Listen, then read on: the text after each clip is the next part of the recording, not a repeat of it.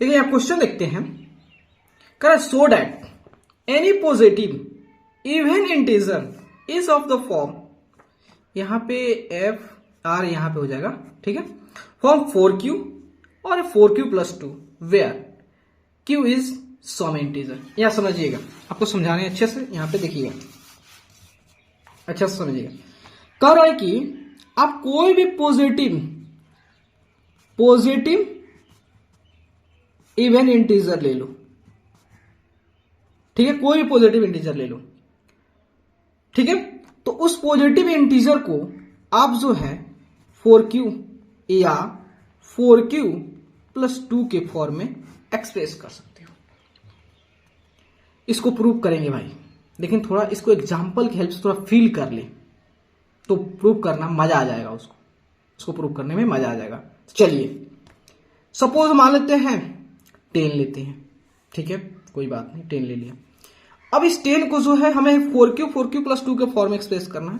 इस 10 को 4 से डिवाइड करते हैं, चलो 4 से डिवाइड किया तो 4 दूना 8, 2 आया। अब देखिए अपने यूक्लिड डिवीजन लेमा का नाम तो जरूर सुने होंगे, अब उस चीज को यहां पे अप्लाई करते हैं।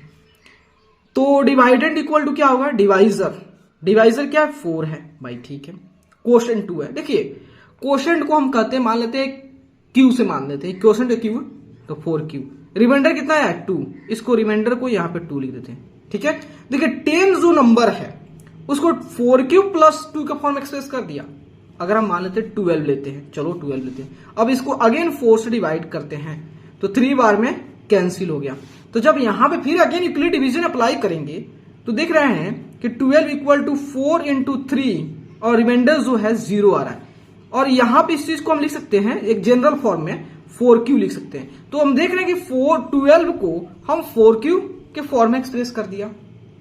अगर आप 14 लेते हो तो अगेन आप इस फॉर्म में एक्सप्रेस कर दोगे, 16 लेते हो अगेन इस फॉर्म में, 18 लेते हो इस फॉर्म में, 20 लोगे तो फिर इस फॉर्म में, ठीक है।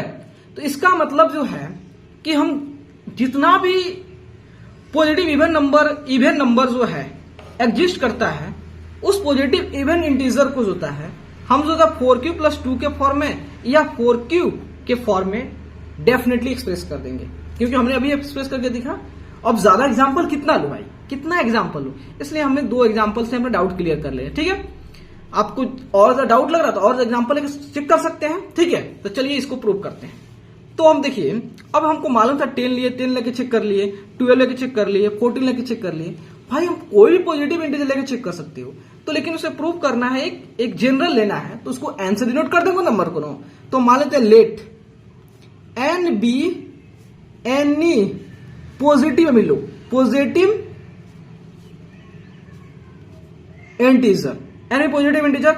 अब क्या कियो, उस पॉजिटिव इंटीजर को 4 से डिवाइड कियो, तो ऑन डिवाइडिंग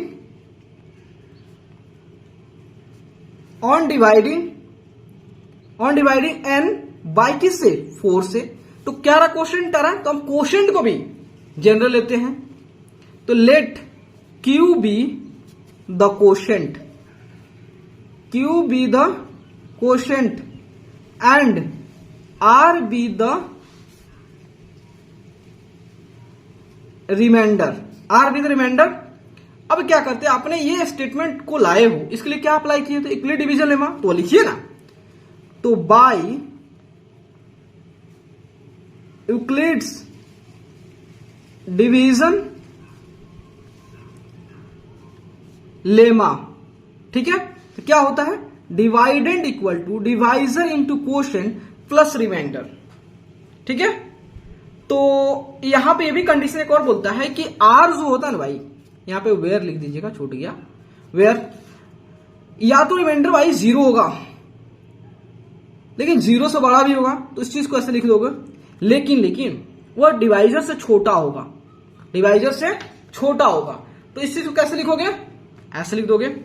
अगर डिवाइजर की इक्वल हो गए भाई तो फिर उसको कैंसिल कर दोगे, रिमाइंडर 0 हो जाएगा। अगर उससे बड़ा है फिर आगे डिवाइड करते ही रहोगे ना, छोटा जब तक नहीं होगा तब तक उसमें प्रोसेस चलता रहेगा, ठीक है। तो देखिए मान लेते हैं एन जो है, अब डिवाइडेड क्या अपना एन है, डिवाइजर क्या है 4 है, क्वोशेंट को जनरली ले रहे हैं, रिमाइंडर को अभी ले रहे हैं, ठीक है। तो एक बात बताइए, एन जो है 4q लिख दिया, और प्लस आर यहाँ पे लिख दिया, इसको दोबारा हमने लिख दिया है, ठीक है, कोई बात नहीं है, कोई 4q प्लस आर लिख दिया। तो यहां पर देखेंगे कि आर जो है क्या हो सकता है, आर जो है हमेशा जो है, आर जो है या तो 0 होगा, या तो 0 से बड़ा होगा, और छोटा किससे होगा, डिवाइजर से। डिवाइजर क्या इसमें 4 है, तो यहां पे 4 हो गया, ठीक है, ये कंडीशन। तो इसका मतलब आर क्या क्या हो सकता है, आर जो है 0 हो सकता है, 1 हो सकता है, 2 हो सकता है, 3 हो सकता है, 4 नहीं हो सकता है, ठीक है।